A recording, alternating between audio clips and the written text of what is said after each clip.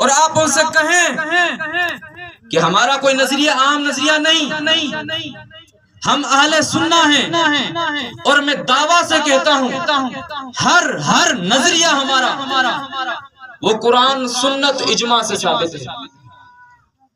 بعض میں اجماع ہے تو بعض میں قرآن و سنت ہے، لیکن ادلہ شرعیہ سے ثابت ہے۔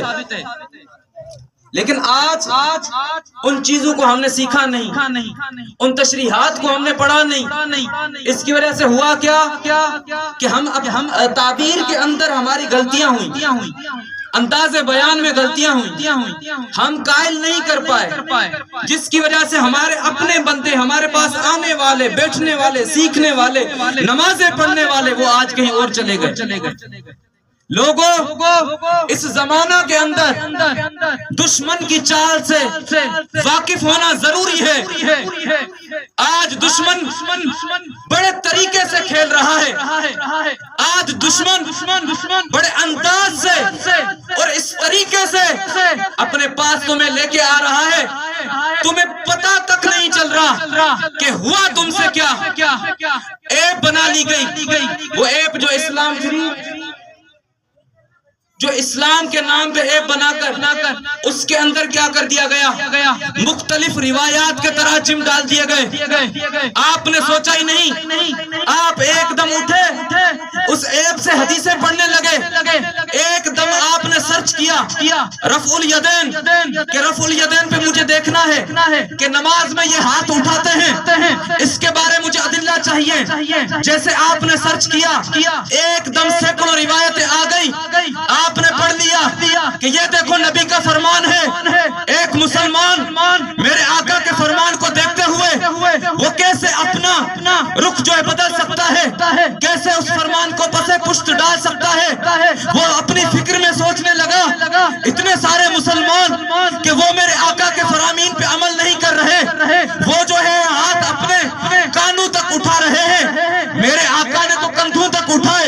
لہٰذا میرے نبی کا فرمان تھا کہ ایسا زمانہ جہاں میری سنت کو چھوڑ دیا جائے، میری سنت پہ کوئی عمل کرنے والا نہ رہے، اس وقت اگر عمل کرو گے 100 شہیدوں کا ثواب ملے گا۔ اس نے اپنے ذہن کے اندر سمجھا لوگوں نے سنت کو چھوڑ دیا، میں اس حدیث پہ عمل کرتے میرے آقا کی سنت کو اپناتا ہوں۔ بتاؤ لوگوں، اس بندے نے غلط کیا یا صحیح کیا؟ آپ وہاں تک کیوں نہ پہنچے؟ آپ نے حق و باطل کا امتیاز کیوں تک نہ بتایا؟ آپ نے قصص کو یاد کر کے رکھا، آپ نے کہانیوں کو یاد کر کے رکھا، آپ نے اشعار کو یاد کر کے رکھا، میرے آقا کے حدیث کے فہم کو کیوں نہ سمجھا؟ میرے آقا کے فرامین کو کیسے کھول کے واضح کرنا ہے یہ کیوں نہ بتایا؟ آپ نے یہ کیوں نہ بتایا کہ ناسخ و منسوخ کیا ہوتا ہے؟ آپ نے یہ کیوں نہ بتایا کہ ایک مفسر ہوتا ہے، ایک مخصص ہوتا ہے؟ آپ نے یہ کیوں نہ بتایا ایک محکم ہوتا ہے، ایک متشابہ ہوتا ہے؟ آپ نے یہ افعال میرے نبی کے اقوال رہے، میرے آقا کی ذات کے متعلق آپ نے کھل کر کیوں نہ بتایا؟ اے لوگوں، ہم نے کیا کیا؟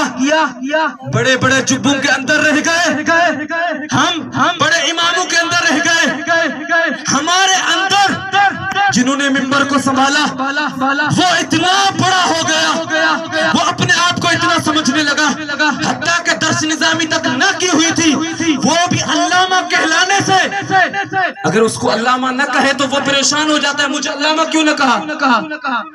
خدا کے بندے، بروز آخرت پوچھا جانا ہے، اس امت کے بارے میں سوال ہونا ہے، لہٰذا اگر اپنا اسٹیٹس بناتے ہو، اگر تمہیں مقتدی کہا جاتا ہے، اگر تمہیں اپنا پیشوا سمجھا جاتا ہے، اگر تمہیں امام کہا جاتا ہے تو امام ہوتا ہے، امام دین کو حاصل کیا ہوا ہوتا ہے۔ قسم خدا کی میں کھا کے کہتا ہوں کہ کئی سارے لوگ موبائل دیکھ کے، سوشل میڈیا دیکھ کر اپنے اماموں کے پاس آئے، امام مطمئن نہ کر پائے، امام آئمہ نے سخت لہجہ اپنایا، امام نے فوراً کہا تو گمراہ ہو گیا، اس کی وجہ سے کئی لوگ ہم سے نکل گئے۔ اب اس کا حل کیا ہے؟ اگر آپ چاہتے ہو آپ کی آخرت بچ جائے، اگر چاہتے ہو آخرت میں سرخرو ہو، رب کعبہ کی قسم ہمیں کیا ملنا ہے؟ ہم آپ کے سامنے اگر تحریف کریں، اگر تغیر تبدل سے کام لیں، ہمیں کیا ملنا ہے؟ ہمیں کیا قبر میں نہیں جانا؟ خدا کے واسطے حق اور باطل، سچے اور کھرے لوگوں کے مابین امتیاز کرتے ہوئے ان کے پاس جائیں، اور علماء پہ ضروری ہے، ائمہ پہ ضروری ہے کہ ہر جگہ جواب نہیں دیا جاتا، کہیں واللہ عالم بھی کہہ دو کہ مجھے معلوم نہیں، یہ بھی ایک آدھا علم ہے، نصف علم ہے کہ ہمارے بڑوں کے پاس جاؤ، وہ تمہیں صحیح قائل کریں گے، یہ چیز لے آؤ، اس سے آپ کی عزت میں کوئی کمی نہیں ہوتی۔ ایک بندے کا ایمان جا رہا ہے، ایک بندہ گمراہ ہونے کو جا رہا ہے، ہم اپنی تشریحات کریں، ہم اپنے انداز میں جوابات دیں جس سے وہ گمراہ ہو جائے۔ لہٰذا جس پیارے آقا مدنی مصطفیٰ صلی اللہ علیہ وسلم کی محفل کے لیے ہم بیٹھے ہیں، میرے آقا فرماتے ہیں انی